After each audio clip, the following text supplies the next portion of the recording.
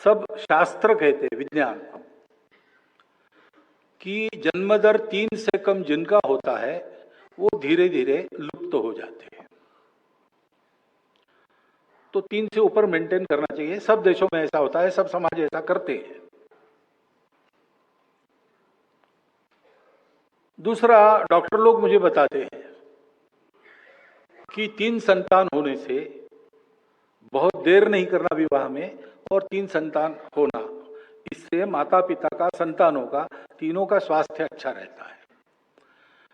और जिस घर में 3 संतान है उस घर की वो संतान आपस में ईगो मैनेजमेंट सीख लेती है, इसलिए आगे चल के उनके फैमिली लाइफ में कोई डिस्टर्बेंस नहीं होता। ये डॉक्टरों ने बताया है, मैं तो जानवरों का डॉक्टर हूं, उधर ये विषय ही नहीं है। मनुष्यों के डॉक्टर मुझे ये बताते हैं। फिर अपने देश की पॉलिसी है, पॉपुलेशन पॉलिसी, वो 2.1 रिकमेंड करती है। अब वो देश का एवरेज 2.1, ये तो ठीक है, लेकिन संतान होती है तो 0.1 संतान कभी होती नहीं।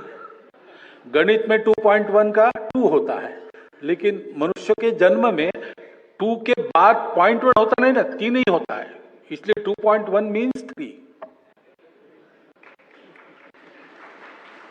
तो भारतवर्ष के प्रत्येक नागरिक ने यह देखना चाहिए कि अपने घर में 3 होने चाहिए। ये देश की दृष्टि से कह रहा हूं। दूसरा, एक कंसर्न भी है, जनसंख्या एक एसेट है, बोझ भी हो सकता है, कल खिलाना पड़ेगा ना सबको, तो उसी के लिए पॉपुलेशन पॉलिसी रिकमेंड करती है। तो दोनों तरफ से जनसंख्या नियंत्रित रहे और जनसंख्या पर्याप्त रहे, तो 3 होने चाहिए, 3 से बहुत ज्यादा आगे बढ़ना नहीं चाहिए, उनकी परवरिश वगैरह ठीक होने की दृष्टि से। ये सब लोगों ने स्वीकार करने वाली बात है। जन्म दर कम होने की बात है तो वो सबका कम हो रहा है। हिंदुओं का पहले से कम था तो ज्यादा कम हो रहा है, बाकी लोगों का उतना कम नहीं हो रहा था तो आज उनका ज्यादा दिखता है, लेकिन उनका भी कम हो रहा है। प्रकृति ऐसा करती है, संसाधन कम है, जनसंख्या ज्यादा हुई तो प्रकृति में ऐसा कुछ होता है।